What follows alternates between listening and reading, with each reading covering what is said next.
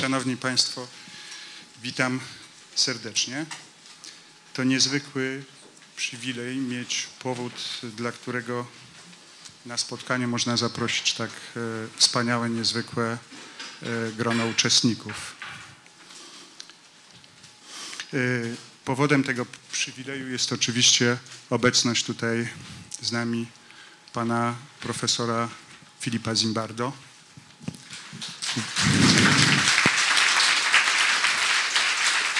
Witamy, panie profesorze. Oczywiście nikomu z nas nie trzeba pana szczególnie przedstawiać. Ja będę. Witam również panią profesor Grażynę Wieczorkowską. Dzięki której dzisiejsze spotkanie jest możliwe, ma miejsce i dzięki której to możemy Państwu zaproponować cały cykl seminariów, na które już teraz Państwa serdecznie zapraszam. Dziękuję również Konfederacji Lewiatan, która zechciała i zgodziła się z nami dzisiaj to spotkanie współorganizować.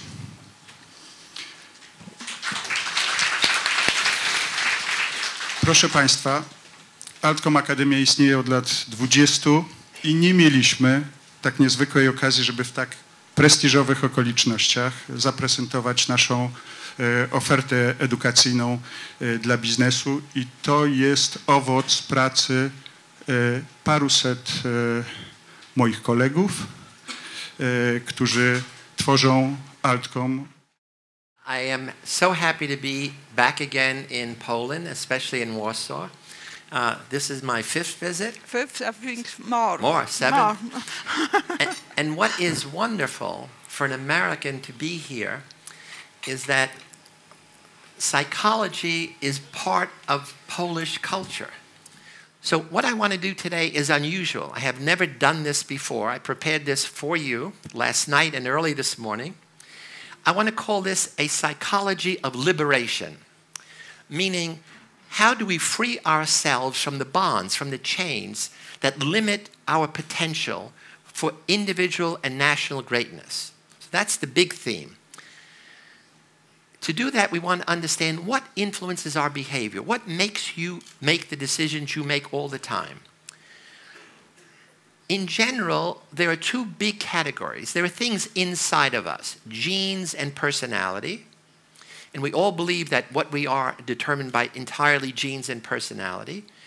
But as a social psychologist, I want to say we also have to be aware that what influences our behavior is also outside of us. The social situation, the social context, whether other people are there, how we are dressed, how people view us and how they treat us. And I'm going to call that the situational determinants of behavior. But in addition, there's something else, because we want to know what or who creates the situations. And that's where we have to do an analysis at the level of systems. So systems are educational systems, political systems, financial systems. This is where the real power in every society is. And usually that power is hidden. It's not obvious. It's not transparent. But then I want to say sometimes what influences our behavior is our sense of time perspective. So the first part of my talk is going to be on the psychology of evil and how many of us become prisoners of personality, prisoners of the situation. In the second part, I want to say many of us become prisoners of time because we do not understand how our decisions are influenced by our sense of time. And then in the last part, I want to switch, part 3, to look at the psychology of heroism. So this is the positive part of my talk. And for business, what I am proposing is something very new, integrity heroes. That is, every business should encourage its employees, its workers, its staff to blow the whistle when something is wrong, when there's fraud, corruption, immorality, you want the exposure to come from within, not from critics outside. As you know, in most countries, whistleblowers are punished for blowing the whistle. Instead, every company should say, we support integrity heroes. We want to know if something is wrong because we want to correct it immediately. And so we want to have throughout the world the names of all the businesses that say we sign on publicly to support our employees, our workers, who correct injustice, who correct immorality, who correct fraud, who correct mistakes. Because we want to change it. The most important product of any company is its reputation. The reputation is more than the thing you make. It's more than the computer you make or the computer chips or the toilet paper. It's, do people trust your word? When you say our product does A, B, or C, can we as consumers trust it? And if we can't, your company is worthless. So again, it's how do we get every company to realize that integrity is their most important product, and their profits ultimately come when people trust. Their word can be counted on. So that's the big talk. So I want to begin with the psychology of evil, part 1, psychology of time, part 2, and the psychology of heroism, part 3.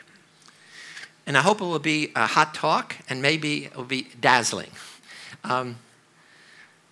So I begin with the basic question of evil. What makes people go wrong? Why do people do bad things? We know from the media, every night we see all the bad things that happen in every city, in every country around the world. But this question is an old question. Philosophers have asked this question. Theologians have asked this question. And it's a question we all should be asking.